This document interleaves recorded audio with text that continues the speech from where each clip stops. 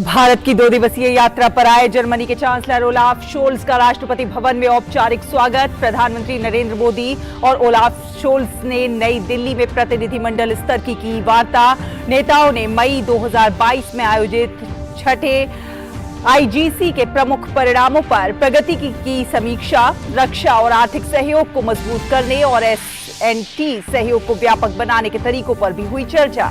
प्रधानमंत्री नरेंद्र मोदी ने कौशल और शिक्षा के माध्यम से युवा शक्ति को आगे बढ़ाने पर आयोजित बजट उपरांत वेबिनार में वीडियो संदेश दिया। कहा, हमारे युवा कर रहे हैं देश की अमृत यात्रा का नेतृत्व, इसलिए बजट में युवाओं को दी गई है अहमियत। प्रधानमंत्री नरेंद्र मोदी दिल्ली के तालकटोरा स्टेडियम में आज शाम बरिसु कन्नड़ दिम दिमावा सांस्कृतिक उत्सव का करेंगे उद्घाटन। प्रधानमंत्री कार्यक्रम को संबोधित भी करेंगे।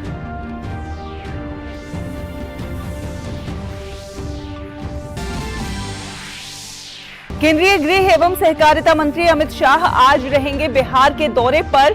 पश्चिमी चंपारण में जनसभा को करेंगे संबोधित। पटना में स्वामी सहजानंद सरस्वती जी की जयंती पर आयोजित किसान मजदूर समागम में करेंगे शिरकत।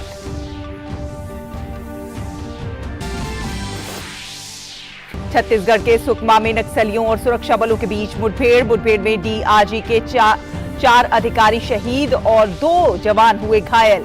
मुठभेड़ जगरगुंडा के पास आश्रम पारा में हुई। क्षेत्र में नक्सलियों के खिलाफ अभियान जारी। और मेघालय और नागालैंड में विधानसभा चुनाव प्रचार का आज अंतिम दिन। आज शाम थम जाएगा प्रचार। सभी राजनीतिक दलों के नेताओं ने मतदाताओं को लुभाने के लिए लगाया एड़ी चोटी का जोर।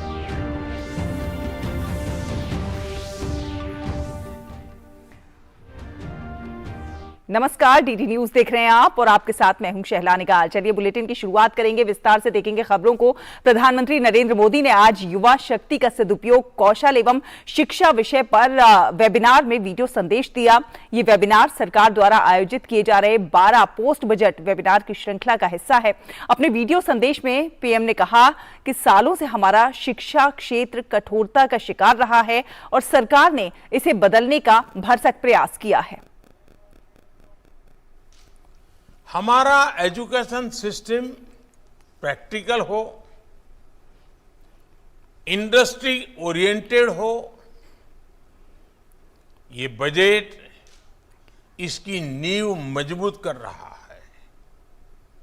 वर्षों से हमारा एजुकेशन सेक्टर रिजिडिटी का शिकार रहा। हमने इसको बदलने का प्रयास किया है। हमने एजुकेशन और स्किलिंग को युवाओं के एप्टीट्यूड और आने वाले समय की डिमांड के हिसाब से रीओरिएंट किया। पीएम ने कौशल और शिक्षा से जुड़े साझेदारों से आने वाले विभिन्न क्षेत्रों में अवसरों पर अध्ययन करने का आग्रह किया। उन्होंने कहा कि इससे कार्यबल तैयार करने में बहुत मदद मिलेगी। बजट में जो निर्णय लिए गए हैं उनसे हमारी होल ऑफ गवर्नमेंट अप्रोच भी स्पष्ट होती है। हमारे लिए एजुकेशन और स्किलिंग सिर्फ इनसे जुड़े मंत्रालय या विभाग तक सीमित नहीं है। हर सेक्टर में इनके लिए संभावनाएं हैं। ये सेक्टर हमारी इकोनॉमी के बढ़ते साइज के साथ बढ़ते जा रहे हैं। मेरा स्किलिंग और एजुकेशन से जुड़े स्टेक होल्डर से आग्रह है कि अलग अलग सेक्टर्स में आ रही इन अपॉर्चुनिटीज को स्टडी करें। इससे हमें इन नए सेक्टर्स के लिए जरूरी वर्कफोर्स तैयार करने में आसानी होगी। प्रधानमंत्री ने कहा कि इस बजट में पीएम विश्वकर्मा कौशल सम्मान योजना का भी ऐलान किया गया है। उन्होंने कहा कि इससे पारंपरिक कारीगरों, हस्तशिल्पों, कलाकारों के कौशल विकास पर जोर दिया गया है। इस बजट में पीएम विश्वकर्मा कौशल सम्मान योजना का भी ऐलान किया गया है। इससे हमारे पारंपरिक कारीगरों, हस्तशिल्पियों, कलाकारों के स्किल डेवलपमेंट पर जोर दिया जा रहा है। पीएम विश्वकर्मा योजना इन कारीगरों को नया मार्केट भी दिलाने में मदद करेगी और इससे अनेक उत्पादों के बेहतर दाम भी मिलेंगे। प्रधानमंत्री ने कहा कि आज भारत को दुनिया विनिर्माण हब के रूप में देख रही है और इसीलिए आज देश में निवेश को लेकर दुनिया में उत्साह है। उन्होंने कहा कि प्रधानमंत्री कौशल विकास योजना 4.0 आने वाले वर्षों में लाखों युवाओं को स्किल, रीस्किल और अपस्किल करेगी। इस बजट में स्किलिंग पर बीते वर्षों के फोकस को हमने आगे बढ़ाया है। प्रधानमंत्री कौशल विकास योजना 4.0 आने वाले वर्षों में लाखों युवाओं को स्किल, रीस्किल और अपस्किल करेगी। इस योजना से आदिवासियों, दिव्यांगों और महिलाओं की जरूरत के अनुसार टेलर मेड प्रोग्राम्स बनाए जा रहे हैं। प्रधानमंत्री नरेंद्र मोदी आज शाम दिल्ली स्थित तालकटोरा स्टेडियम में सांस्कृतिक उत्सव बरिसू कन्नड़ दिमदिमावा का उद्घाटन करेंगे। प्रधानमंत्री इस अवसर पर उपस्थित लोगों को संबोधित भी करेंगे। प्रधानमंत्री के एक भारत श्रेष्ठ भारत के विजन के अनुरूप ही कर्नाटक की संस्कृति, परंपराओं और इतिहास का उत्सव मनाने के लिए सांस्कृतिक उत्सव बरिसू कन्नड़ दिमदिमावा का आयोजन हो रहा है।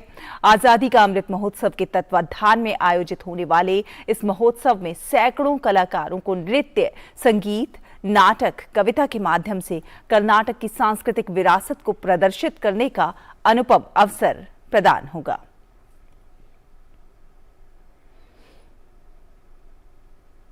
और भारत की 2 दिवसीय राजकीय यात्रा पर आए जर्मनी के चांसलर ओलाफ शोल्स का आज राष्ट्रपति भवन में औपचारिक तौर पर स्वागत किया गया।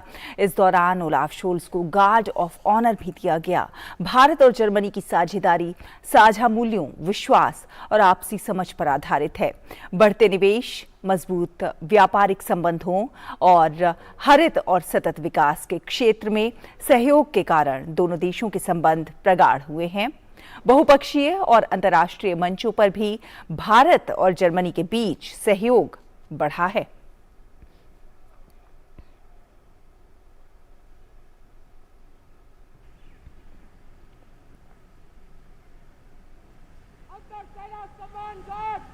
आपके निरीक्षण के लिए तैयार है रिमोट।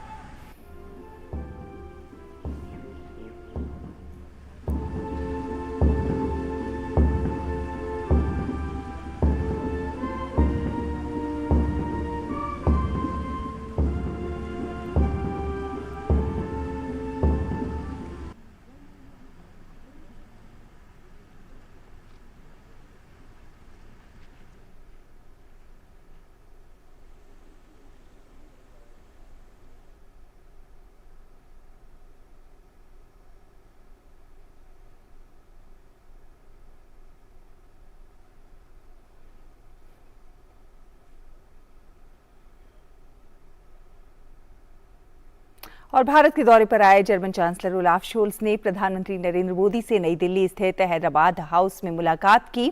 प्रधानमंत्री नरेंद्र मोदी ने जर्मन चांसलर ओलाफ शोल्स की अगवानी की।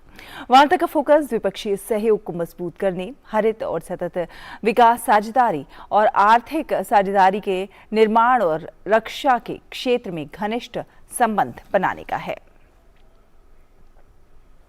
दोनों नेताओं ने 22 मई को आयोजित छठे आईजीसी के प्रमुख परिणामों की प्रगति की समीक्षा की। रक्षा और आर्थिक सहयोग को मजबूत करने, प्रतिभा की गतिशीलता बढ़ाने और विज्ञान एवं प्रौद्योगिकी सहयोग को व्यापक बनाने के तरीकों पर चर्चा की गई।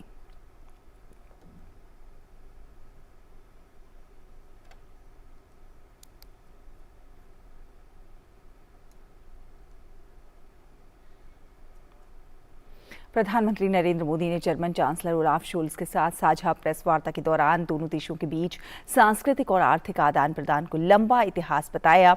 उन्होंने कहा कि विश्व की 2 बड़ी लोकतांत्रिक अर्थव्यवस्थाओं के बीच बढ़ता सहयोग दोनों देशों की जनता के लिए लाभकारी तो है ही, आज का जो तनावग्रस्त विश्व है इससे एक सकारात्मक संदेश भी जाता है।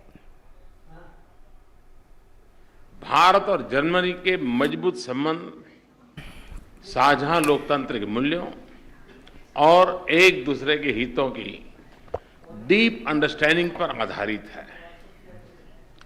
दोनों देशों के बीच सांस्कृतिक एवं आर्थिक आदान प्रदान का भी लंबा इतिहास रहा है। विश्व की दो बड़ी लोकतांत्रिक अर्थव्यवस्थाओं के बीच बढ़ता सहयोग दोनों देशों की जनता के लिए तो लाभकारी है ही, आज के तनावग्रस्त विश्व में इससे एक सकारात्मक संदेश भी जाता है। प्रधानमंत्री नरेंद्र मोदी ने कहा कि जर्मनी यूरोप में हमारा सबसे बड़ा ट्रेडिंग पार्टनर होने के साथ साथ भारत में निवेश का एक महत्वपूर्ण स्रोत भी है। आज मेक इन इंडिया और आत्मनिर्भर भारत अभियान की वजह से भारत में सभी सेक्टर्स में नए अवसर खुलते जा रहे हैं। जर्मनी यूरोप में हमारा सबसे बड़ा ट्रेडिंग पार्टनर होने के साथ भारत में निवेश का भी महत्वपूर्ण स्रोत है। आज मेक इन इंडिया और आत्मनिर्भर भारत अभियान की वजह से भारत में सभी सेक्टर्स में नए अवसर खुल रहे हैं। इन अवसरों के प्रति जर्मनी की रुचि से हम उत्साहित हैं। चांसलर शोल्ज के साथ आज आया हुआ बिजनेस डेलीगेशन और भारतीय बिजनेस लीडर्स के बीच एक सफल बैठक हुई और कुछ अच्छे एग्रीमेंट भी, बड़े महत्वपूर्ण एग्रीमेंट भी हुए। Digital transformation, fintech, IT, telecom और सप्लाई चेन्स के डाइवर्सिफिकेशन जैसे विषयों पर हमें दोनों देशों के प्रमुख इंडस्ट्री लीडर्स के उपयोगी विचार और सुझाव भी सुनने को मिले। प्रधानमंत्री नरेंद्र मोदी ने इस मौके पर कहा कि कोविड और यूक्रेन के युद्ध के प्रभाव पूरे विश्व पर पड़े हैं। उन्होंने कहा कि इन समस्याओं का समाधान साझा प्रयासों से ही संभव हो सकता है। कोविड महामारी और यूक्रेन संघर्ष के प्रभाव पूरे विश्व पर पड़े हैं। विकासशील देशों पर इनका विशेष रूप से नकारात्मक प्रभाव रहा है। हमने इस बारे में अपनी साझा चिंता व्यक्त की। हम सहमत हैं कि इन समस्याओं का समाधान संयुक्त प्रयासों से ही संभव है। भारत की G20 की अध्यक्षता में भी हम इस बात पर बल दे रहे हैं।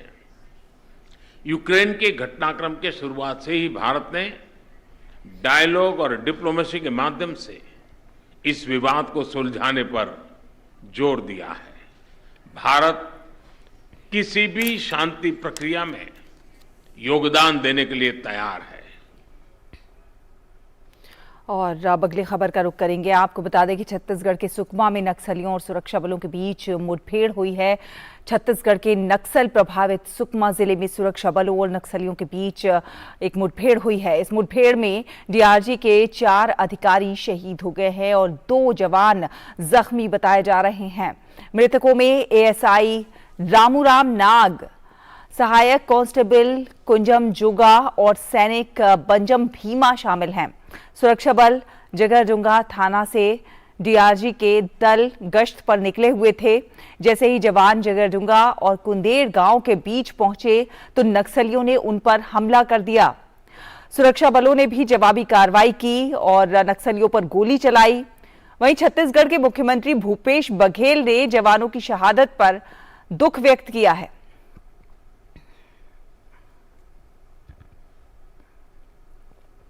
और केंद्रीय गृह मंत्री अमित शाह बिहार के पश्चिम चंपारण में एक सार्वजनिक रैली को उन्होंने संबोधित किया। अमित शाह ने कहा कि बिहार में अपराध फिर से चरम पर जा रहा है। हत्या, अपहरण, डकैती के मामले रोज आ रहे हैं। बोलने वाले पत्रकारों की हत्या चालू हो गई है। पीएफआई जैसे संगठन बिहार में अपनी पैठ बना रहे थे। नीतीश बाबू चुप थे। मोदी जी ने पीएफआई पर बैन लगाकर पूरे देश को सुरक्षित करने का काम किया। अमित शाह ने यह भी कहा कि नीतीश कुमार पारदर्शिता से कोई काम नहीं कर पा रहे हैं।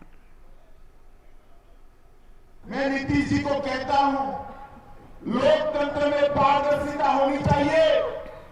आपने लालू जी के बेटे को अगर मुख्यमंत्री बनाने का वादा किया है तो आरजेडी वाले विधायक रोज एक दो कर मांग कर रहे हैं। आपने बता देना चाहिए कि भाई हम इस तिथि को उनको मुख्यमंत्री बनाएंगे और फिर से जंगल राज, पूरा जंगल राज आधा तो आएगा। और आइए अब देखते हैं पूर्वोत्तर के राज्यों में चल रही चुनावी गतिविधियों से जुड़ी हुई खबरें।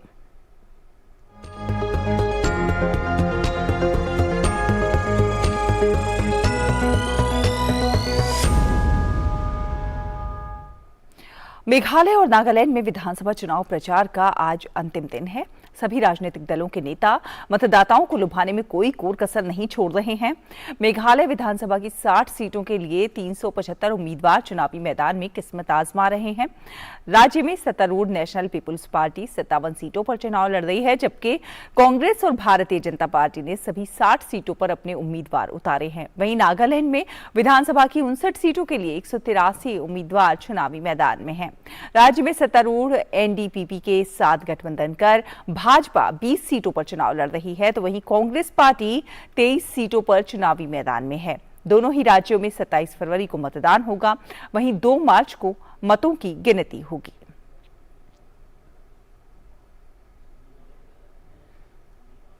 नागालैंड में स्वतंत्र, निष्पक्ष, शांतिपूर्ण और प्रलोभन मुक्त चुनाव कराने के लिए चुनाव आयोग ने खासी तैयारियां की हुई हैं। सुरक्षा के भी कड़े और पुख्ता इंतजाम किए गए हैं। नागालैंड में आने वाले हर वाहन को सख्ती के साथ चेक किया जा रहा है। आपको दिखाते हैं, हमारे संवाददाता नीरज सिंह ने वहां से एक रिपोर्ट की है।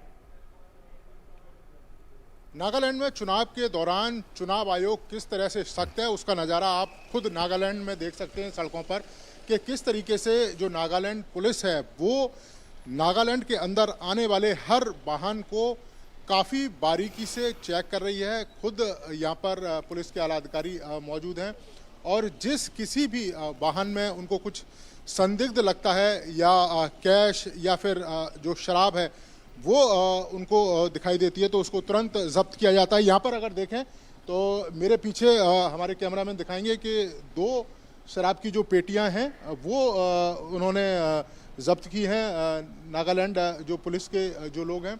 इसके साथ ही अगर आप देखें कि किस तरीके से हर गाड़ी को चेक किया जा रहा है, अंदर उस गाड़ी के अंदर क्या है, और यहाँ पर भी देखें तो कुछ जो सामान है वो जो नागालैंड पुलिस है उन्होंने जब्त किया है। Every vehicle is checked so that there is no inflow of liquor, nor cash, nor other substances, contraband substances, be it drugs or be it illegal items. We are checking vehicles that is coming from the Dimapur side towards the other part of the district of Nagaland. So we are doing our best to make this election free and fair.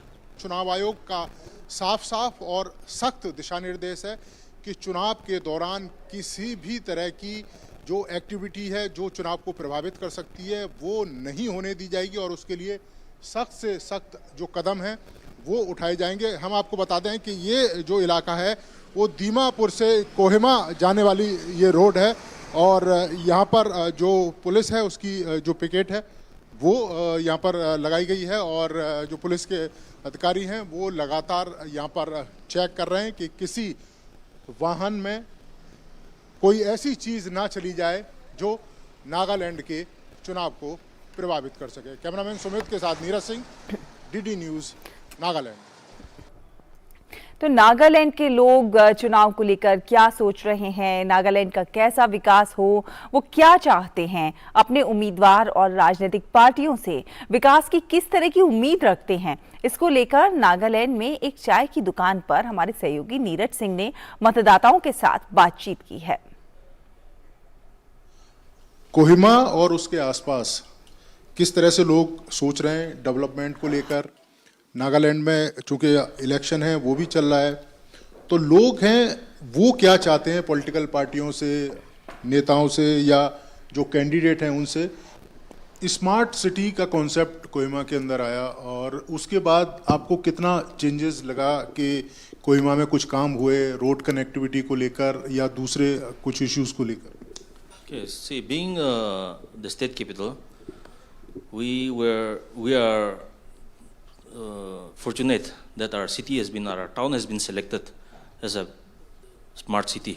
And of course, we can see, since it's the capital, we can see a lot of development activities going on. Hopefully, in the next couple of years, we will see a much more developed Kohima. आपको लगता है क्या कौन कौन सी चीजें होनी चाहिए यहाँ पे जो खासतौर से इंटीरियर इलाके हैं नागालैंड के? Connectivity. Connectivity is the basic human right. Connectivity, and then after that, healthcare, education. We are hopeful that if BJP government continues to help us, we can fulfill all those development activities. The main thing will be connectivity, road connectivity. We are from Southern Angami, and then the national highway, this has been architected and designed during the World War II. For example, the road from Dimapur, the 4-lane road, it's taking place, it's taking a lot of time, but still it's somewhat materializing. कौन कौन से काम है या work हैं वो होने चाहिए एम्प्लॉयमेंट को लेके, एजुकेशंस को लेके, ताकि जो यूथ है उसको जॉब यहीं पर मिले? I think if they can develop some small-scale industries or skill development programs are going on. We already have some few skill development programs, but I think at this scale we need a lot more. लोगों का भी मानना है कि नागालैंड के अंदर बदलाव हुआ, उसकी एक शुरुआत हुई, लेकिन अभी भी बहुत सारे जो काम हैं वो किए जाने बाकी हैं। जिस तरह का विकास आपको कोहिमा, दीमापुर, जो बड़ी बड़ी सिटी हैं वहाँ देखने को मिलता है, नागालैंड के ग्रामीण इलाकों में वैसा विकास देखने को नहीं मिलता है। तो ये लोग चाहते हैं कि जिस तरह का विकास कोहिमा में है, दीमापुर में है या दूसरी सिटियों में है, उसी तरह का विकास नागालैंड के हर क्षेत्र में दिखाई देना चाहिए। कैमरामैन सुमित के साथ नीरज सिंह, डीडी न्यूज़, कोहिमा। और नागालैंड चुनाव में फर्स्ट टाइम वोटर्स किसी भी राजनीतिक दल के लिए बहुत महत्वपूर्ण साबित हो सकते हैं। कई बार यहां हार जीत का अंतर बहुत कम होता है और उस स्थिति में ये फर्स्ट टाइम वोटर किसी भी उम्मीदवार के लिए निर्णायक हो सकते हैं। तो क्या सोच रहा है यहां का फर्स्ट टाइम वोटर और किस तरह के उसके मुद्दे हैं, इस पर नागालैंड के मोन जिले में फर्स्ट टाइम वोटर से हमारे सहयोगी नीरज सिंह ने बात की है। लोकतंत्र में हर एक वोट जरूरी होता है और जो फर्स्ट टाइम वोटर हैं उनकी एक बड़ी भूमिका होती है। और जैसे नागालैंड इलेक्शन में जो फर्स्ट टाइम वोटर है, सभी पॉलिटिकल पार्टियां कोशिश कर रही हैं उन फर्स्ट टाइम वोटरों के पास जाने के लिए, क्योंकि उनको पता है कि जिसके पास भी ये फर्स्ट टाइम वोटर आ जाएगा, सरकार बनाने के वो करीब आ जाएगा। यही कारण है कि फर्स्ट टाइम वोटरों को लुभाने के लिए पॉलिटिकल पार्टियां लगातार कोशिशें कर रही हैं। और हमारे साथ ऐसे ही कुछ फर्स्ट टाइम लेडीज वोटर हैं जो पहली बार वोट करेंगी और अपने मत का प्रयोग करेंगी। तो आप वोट करने के लिए जाते हैं, जैसे जब भी वोट करने के लिए जाते हैं तो माइंड में क्या चल रहा होता है कि किस पॉलिटिकल पार्टी को वोट करेंगे, कौन कौन से काम करना चाहिए उस कैंडिडेटों को, क्या चल रहा होता है आपके माइंड में? Construction of road and others, transportation facilities, but I also wish they could bring us development in our education and in many other ways. पिछले 5 साल में मोन डिस्ट्रिक्ट के अंदर कितना चेंज आपने देखने को मिला है और आगे आप किस तरह का चेंज देखना चाहती हैं? मैंने देखा है कि बहुत चेंज आया है ये मोन डिस्ट्रिक्ट में। After winning this politician party I hope that more development will come. Public को वो अच्छी तरह से सप्लाई देना चाहिए, पब्लिक का डिमांड फुलफिल होना चाहिए। यहाँ पहले तो हमारा रोड कंडीशन बहुत अच्छा नहीं है, पहले हमारा रोड कंडीशन अच्छा होना चाहिए। पानी का बहुत प्रॉब्लम है यहाँ नागालैंड में ना, यहाँ मोन में, तो पानी का प्रॉब्लम सॉल्व हो जाना चाहिए। आपके लिए वोटिंग का क्या महत्व है? I think voting is great opportunity for everyone to select a right candidate to bring improvement in our place, and we should all vote for the right candidate, and we all know that which side we should choose, and I think we should all vote for the right candidate and bring development in our place. ये आपने देखा कि ये वो youth है जो पहली बार अपने जनप्रतिनिधि को चुनेगा, सरकार बनाने के लिए वोट करेगा और इसके अपने कुछ इश्यूज़ हैं। इनका भी मानना है कि जो भी पॉलिटिकल पार्टी नागालैंड के ऊपर राज करे, वो कम से कम यूथ की समस्याएं और यूथ के जो इश्यूज हैं उन पर ज़्यादा से ज़्यादा ध्यान दे। कैमरामैन सुमित के साथ Neeraj Singh, DD News, Mon district, Nagaland. और सूचना एवं प्रसारण मंत्री अनुराग सिंह ठाकुर आज रायपुर में Y20 कंसल्टेशन इवेंट में शामिल होंगे। कार्यक्रम का आयोजन रायपुर स्थित भारतीय प्रबंधन संस्थान कर रहा है। इस कार्यक्रम में शांति, निर्माण और सुलह, युद्ध रहित युग की शुरुआत विषय पर ध्यान केंद्रित किया जाएगा। इस कार्यक्रम में देश विदेश के लगभग 250 प्रतिनिधि शामिल होंगे। इनमें छत्तीसगढ़ के कॉलेजों के 75 विद्यार्थी शामिल हैं। युवा 20 का आयोजन G20 सम्मेलन में युवाओं की भागीदारी सुनिश्चित करने के लिए किया जा रहा है। ये G20 देशों के युवाओं के साथ संपर्क का एकमात्र औपचारिक मंच है। कार्यक्रम के दौरान युवाओं को सूचना एवं प्रसारण मंत्री अनुराग सिंह ठाकुर के साथ संवाद का अवसर मिलेगा। सूचना और प्रसारण मंत्री रायपुर में नेहरू युवा केंद्र संगठन के युवा संवाद कार्यक्रम में शामिल होंगे। केंद्रीय मंत्री अनुराग सिंह ठाकुर ने दिल्ली में एक साइक्लोथॉन में भाग लिया। केंद्रीय मंत्री अनुराग सिंह ठाकुर ने कहा कि कार्बन उत्सर्जन को कम करने के लिए हर व्यक्ति को अपना योगदान देना चाहिए।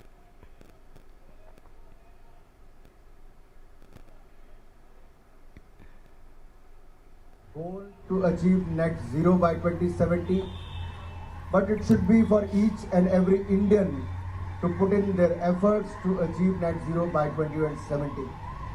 But if you look at most of the areas where we have set the goal, for example, during COP21, when we said we were going to achieve this by 2030, we were able to achieve that by 2021, 9 years in advance. So I am sure all these efforts in that direction gonna help us to achieve our goal much before the time. And India has time and again shown its commitment towards environmental stewardship, climate action, while also focusing on energy transition and renewables to decarbonize the way our country operates. इसी के साथ इस bulletin में फिलहाल इतना ही, लेकिन DD news पर खबरों का सिलसिला लगातार जारी है। आप देखते रहिए डीडी न्यूज। नमस्कार।